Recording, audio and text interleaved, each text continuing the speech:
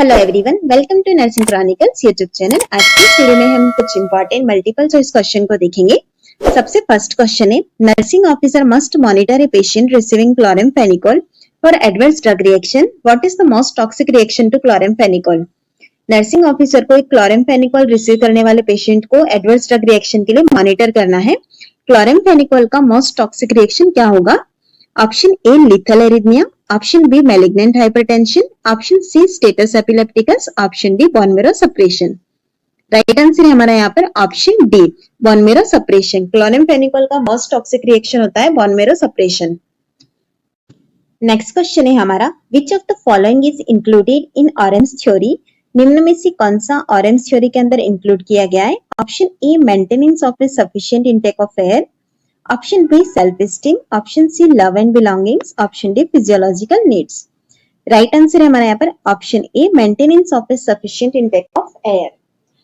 Dorothea Orem's ने Orem's theory दी थी जो कि सेल्फ केयर डेफिशिट थ्योरी है। इसी के साथ ही ऑप्शन बी, सी और डी यह जो है वो मास्लोस हायरार्की ऑफ नीड्स है। नेक्स्ट क्वेश्चन है, identify the condition shown in the image. आपको इमेज के अंदर एक कंडीशन दी गई है, बताना है कि यह कौन सी है। Option A cataract, option B glaucoma, option C diplopia, option D anisocoria. Right answer है हमारा यहाँ पर ऑप्शन डी एनिसोकोरिया। आप ध्यान से देखेंगे यहाँ पर इस इमेज में तो देख सकते हैं दोनों ही आईज जो है उसमें प्यूपिल्स का साइज अलग अलग है। ऐसा आपको देखने को मिलता है एनिसोकोरिया कंडीशन के अंदर। आप इस इमेज के थ्रू भी क्लियर कर सकते हैं। आपने फर्स्ट इमेज देखा होगा जिसके अंदर की दोनों ही आईज के अंदर प्यूपिल्स का साइज सेम है, वहीं एनिसोकोरिया डिजीज कंडीशन के अंदर दोनों के अंदर ही प्यूपिल्स का साइज अलग अलग है। नेक्स्ट क्वेश्चन है, which of the following cluster of data belong to Maslow's hierarchy of needs? निम्न में से कौन सा क्लस्टर ऑफ डाटा बिलोंग करता है मास्लोस हायरार्की ऑफ नीड्स से? Option A love and belongings, option B physiological needs, option C self actualisation, option D all of the above. Right answer है हमारा यहाँ पर option D all of the above. अब हम देखेंगे मास्लोस hierarchy of needs के अंदर क्या क्या आता है। सबसे फर्स्ट आप यहाँ पर देख रहे हैं physiological needs, safety needs, belongings and love needs, esteem needs and self actualization. Next question है हमारा, a client is hospitalized for the first time. Which of the following actions ensure the safety of the patient? एक client है जो कि first time hospitalised हुआ है, तो कौन सा ऐसा एक्शन हमें सेफ्टी के लिए यूज करना होगा? Option A keep unnecessary furniture, option B keep the lights on at all times, option C keep side rails up at all times, option D keep all equipments out of view. Correct answer है हमारा यहाँ पर option C keep side rails up at all time. हमें यहाँ पर question में पूछा गया है to ensure the safety. Safety को एंश्योर करने के लिए हम साइड रेल्स को अप करेंगे क्योंकि रिस्क ऑफ फॉलिंग जो है वो एज के अकॉर्डिंग इंक्रीज हो जाती है और इलनेस की वजह से भी इंक्रीज रहती है। नेक्स्ट क्वेश्चन है, Which statement regarding heart sound is correct? कौन सा ऐसा स्टेटमेंट है हार्ट साउंड के रिगार्डिंग जो कि करेक्ट है? Option A S1 and S2 sound equally loud over the entire cardiac area, option B S1 and S2 sound fainter at the apex, option C S1 and S2 sound fainter at the base, option D S1 is loudest at the apex, S2 is loudest at the base। Correct answer है हमारे यहाँ पर option D S1 is loudest at the apex, S2 is loudest at the base। S1 sound जिसे कि आप लब sound भी बोलते हैं, S2 साउंड जिसे कि डब साउंड भी बोलते हैं। नेक्स्ट क्वेश्चन है, which of the following urinary symptom does the pregnant lady most frequently experience during the first trimester? Pregnant lady first trimester के अंदर कौन सा यूरिनरी सिम्टम है उसे एक्सपीरियंस करती है? Option A dysuria, option B frequency, option C incontinence, option D burning. Right answer है हमारा यहाँ पर ऑप्शन बी फ्रीक्वेंसी। इसी के साथ ही डिस्यूरिया, इनकॉन्टिनेंस एंड बर्निंग ये एसोसिएट होते हैं यूरिनरी ट्रैक्ट इन्फेक्शन के साथ में। नेक्स्ट क्वेश्चन है, which of the following danger science should be informed promptly during the antepartum period? Antepartum period के अंदर कौन सा ऐसा डेंजर साइन है जिसे कि आपको इन्फॉर्म करना होता है? Option A constipation, option B nasal stuffiness, option C breast tenderness, option D leaking amniotic fluid. Correct answer है हमारा यहाँ पर option D leaking amniotic fluid. अब हम देखेंगे एंटीपार्टम पीरियड के अंदर कौन से डेंजर साइंस होते हैं जिन्हें कि हमें ध्यान रखना होता है। सबसे फर्स्ट है leaking amniotic fluid, vaginal bleeding, blurred vision, rapid weight gain और elevated blood pressure. Next question है हमारा, the nurse inspect a client's pupil size and determine that it's 2 mm in the left eye and 3 mm in the right eye. Unequal pupils are known as। एक client है जिसका कि प्यूपिल का size note करते वक्त left आई में जो है वो 2 mm का साइज है, इसी के साथ ही राइट आई में देखेंगे तो वो 3 mm है। मीन्स दोनों साइज इक्वल नहीं है, अलग अलग है। तो अनइक्वल प्यूपिल्स को क्या कहते हैं? Option A anisocoria, option B ataxia, option C cataract, option D diplopia. Right answer है हमारा यहाँ पर ऑप्शन ए एनिसोकोरिया।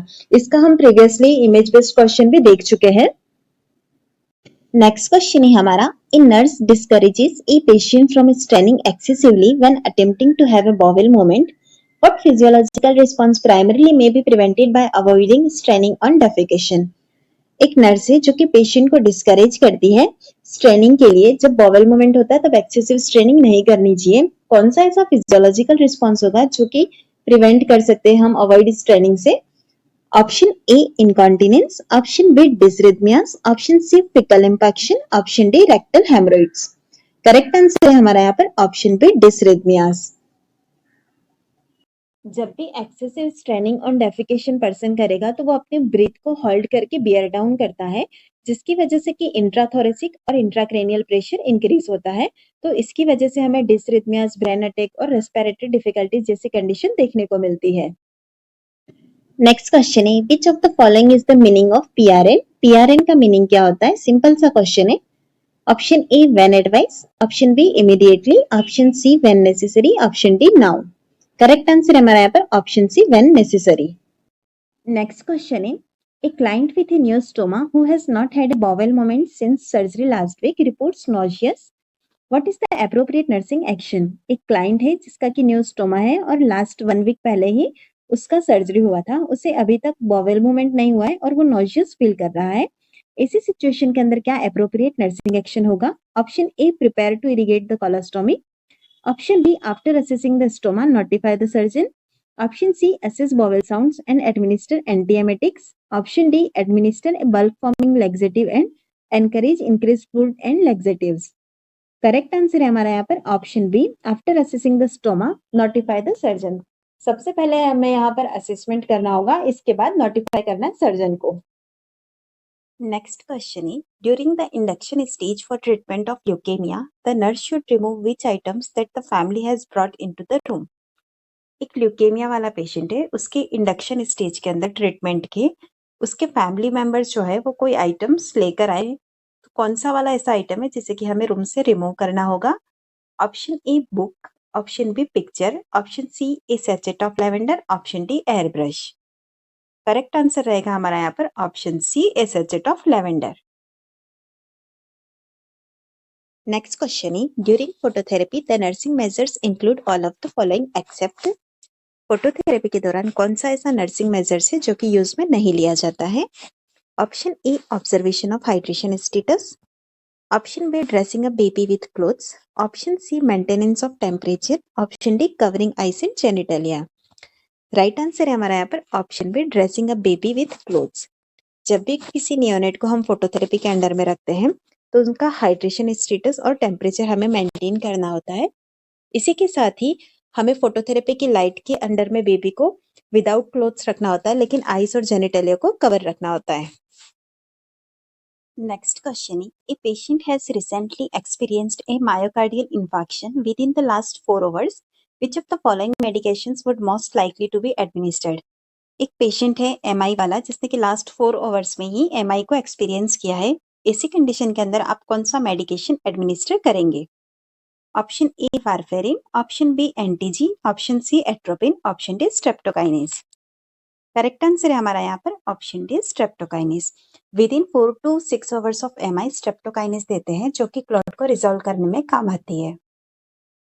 नेक्स्ट क्वेश्चन है, when performing A neurological assessment of a client a nurse identifies that client has a dilated right प्यूपिल, the nurse conclude that this suggest a problem with which cranial nerve. एक client का neurological assessment करते वक्त nurse ये identify करती है कि उसका जो राइट प्यूपिल्स है वो डायलेटेड है। ऐसा कौन सी क्रेनियल नर्व में प्रॉब्लम होने की वजह से हो सकता है? Option A third cranial nerve, option B fourth cranial nerve, option C second cranial nerve, option D seventh cranial nerve. Correct answer रहेगा हमारा यहाँ पर option A third cranial nerve. Next question is an adult who is receiving heparin ask the nurse why it can not be given by mouth. The nurse respond that heparin is given parenterally because. एक adult patient को heparin चल रहा है, वह nurse से पूछता है कि इसे आप ऑरली क्यों नहीं देते हैं। तो ऐसी कंडीशन के अंदर नर्स क्या रिस्पॉन्ड करेगी? Option A it is destroyed by gastric secretions, option B it irritates gastric mucosa, option see it irritates intestinal lining, option D therapeutic level can be achieved more quickly. Correct answer रहेगा आपका यहाँ पर option A it is destroyed by gastric secretions. Heparin जो होता है वो natural anticoagulant होता है जिसे कि पैरेंटरली एडमिनिस्टर करते हैं। नेक्स्ट क्वेश्चन है which route of drug administration provides a rapid response in a patient. कौन सा ऐसा रूट ऑफ ड्रग एडमिनिस्ट्रेशन है जिससे कि रैपिड रिस्पॉन्स हमें पेशेंट के अंदर देखने को मिलता है? Option A intramuscular, option B oral, option C subcutaneous, option D sublingual. Correct answer है हमारा यहाँ पर ऑप्शन डी सबलिंगुअल।